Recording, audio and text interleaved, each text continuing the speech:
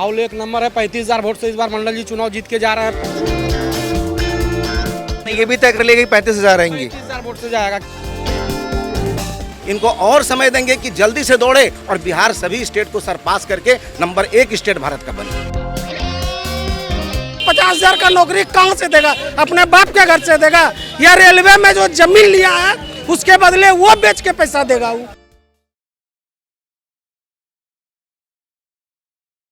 बांका विधानसभा में कवर करने के लिए जैसे हमारी टीम निकली तो अभी एक मार्केट मुझे दिखाई दिया जिसका नाम है पंजवारा बाजार, और कुछ लोग मुझे मिले जिनसे मैं बात करना चाहता हूं और उनकी राय मैं जानूंगा। क्या माहौल है यहाँ का? यहाँ का माहौल बहुत अच्छा है, एनडीए के समर्थन में है। एनडीए के समर्थन? जी हाँ, एनडीए के समर्थन में है। जैसे 6 बार से यहाँ के जो मौजूदा विधायक है राम नारायण मंडल जी, वो इतना भागे आप लोगों को कि 6 बार से लगातार जीत दर्ज कर रहे हैं और इस बार फिर से मौका मिल गया भाजपा से। आप सोच सकते हैं कोई व्यक्ति अगर 6 बार इलेक्शन निकाल लेता है आज के समय तो जरूर काबिलियत है, कुछ खास बात है।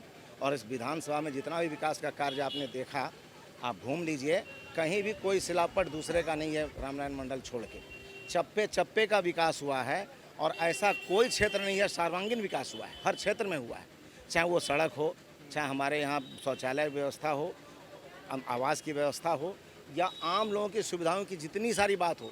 स्कूल की स्थिति भी सुधरी है, हाँ, अस्पताल भी हमारा सुधरा है, इंफ्रास्ट्रक्चर हमारा बेहतरीन हुआ है पूरे बांका कंस्टिट्यूंसी का, एवं हम कह सकते हैं पूरे बिहार का। जो बिहार आज से पहले 15-20 साल पहले जहां दिन में निकलना मुश्किल था, रात की बात छोड़ दीजिए, न महिलाएं सुरक्षित थी, न हम सुरक्षित थे, न व्यापारी सुरक्षित था, न बच्चे सुरक्षित थे, सरेआम अपहरण होता था, इसकी डीलिंग होती थी नेताओं के फ्लैट में। तो वो स्थिति बदली। महिलाओं के साथ अत्याचार का सबसे बड़ा कारण शिल्पी जैन कांड जानते हैं।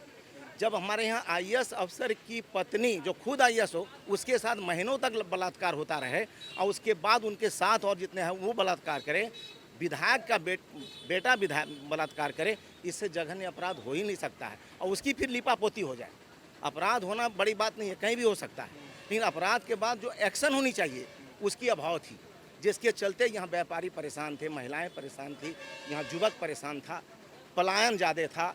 आज बिहार को 20 साल के अंदर नीतीश कुमार ने वह रफ्तार दिया है कि जो पिछड़ गया था, समाप्त हो गया था, आज ऐसे स्थिति में खड़ा है कि अपने पैर पर खड़ा होने की कुव्वत पैदा कर चुका है।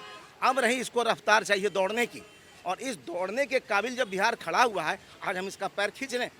इनको और समय देंगे कि जल्दी से दौड़े और बिहार सभी स्टेट को सरपास करके नंबर 1 स्टेट भारत का बने। क्या माहौल? माहौल एक नंबर है। 35,000 वोट से इस बार मंडल जी चुनाव जीत के जा रहे हैं। बाका ये भी तय कर लिया कि 35,000 आएंगी। 35,000 वोट से जाएगा। कितना कट छट के 25,000 पे तो रुकेगा ना काटा। और सीपीआई को? सीपीआई के बारे में हम कुछ नहीं बोल सकते हैं। मतलब 35,000 वोटों से वो हार जाएंगे? क्या होगा वो तो वो जानेगा, उसका आदमी देगा प्रवक्ता, उसका होगा ना कोई। हम सब तो बीजेपी का एकदम कट्टर है, बीजेपी जीतेगा, इसमें कहीं कोई दो बात नहीं है। कट्टर फैन क्यों बीजेपी के? देखिए रोड है, यहाँ पे बगल में रोड है, फिर इधर बगल में रोड है, रोड का जाल बिछा हुआ। पूरे पंचायत में जाइएगा, कोई ऐसा गांव नहीं है जहाँ रोड नहीं गया हुआ है। सर हर गांव में रोड चला गया। ये नीतीश कुमार का है। और 7 निश्चय योजना चला था, उसमें भी घर घर पानी पहुँच गया, सब घर में पानी है। ऐसा कहीं नहीं है कि पानी नहीं है, नाला नहीं है, रोड नहीं। और तो सड़कों का जाल फैल गया, रोजगार का जाल तेजस्वी फैलाने की बात कर रहे हैं कि हम 10,000 रुपया जो दिया, अभी सब सिलाई मशीन लाया। 100 सिलाई मशीन परसों गोड्डा से उतरा है, सब 10,000 शुक्र को जो ढुका 100 सिलाई मशीन उतरा, सब अपना रोजगार कर रहा है। अब जो बढ़िया रोजगार करेगा उसको 2 लाख रुपया दिया जाएगा। सरकारी नौकरी नहीं चाहिए? सबको नौकरी मिल जाएगा।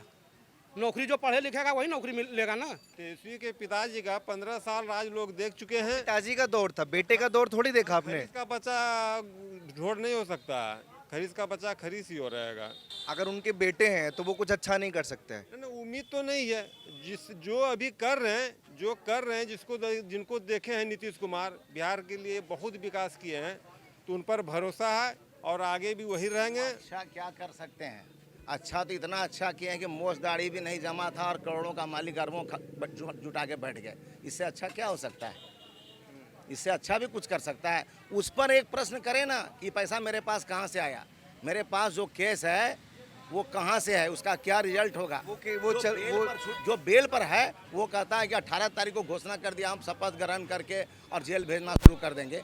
इतनी बड़ी डपोर संख्या, इलेक्शन हुआ नहीं, वोटिंग हुआ नहीं, अब मुख्यमंत्री भी बन गए। एनडीए विकास के नाम पे वोट मांग रहे हैं। तेजस्वी यादव का आपने सुना कि उनको तो सॉरी पत्र जारी करना चाहिए था, माफी मांगनी चाहिए किस बात का? कि बिहार में जो घोषणाएं की थी वो नहीं पूरी करी हैं और दोबारा। अच्छा ये बात बताइए सर कि क्या चीज का वो माफी मांगेंगे और नीतीश कुमार ऐसा क्या कर दिए हैं जिसके लिए माफी नीतीश कुमार को मांगना होगा। नीतीश कुमार विकास कर रहे हैं बिहार का, और विकास के लिए अगर माफी मांगना पड़े तो तेजस्वी यादव क्या करेंगे फिर। अगर विकास हुआ है तो तेजस्वी यादव ये क्यों कह रहे हैं कि बिहार आज भी गरीब राज्यों में गिना जाता है? 20 साल दे दिए एनडीए को। एक सेकंड मैं बताता हूँ आपको। गांधी जी के 3 बंदर थे। हाँ, बुरा मत बोलो, बुरा मत सुनो, बुरा मत कहो। अब 3 बंदर अभी हैं, अप्पू, टप्पू, तप्पू। ये 3 को ना दिखाई पड़ता है, को सुनाई नहीं पड़ता है, को बोलना नहीं आता है। जहाँ बोलते हैं झूठ ही बोलते हैं। तो इनका कैसे विश्वास किया जाए? ये नए बंदर हैं गांधी जी के 3 ठो।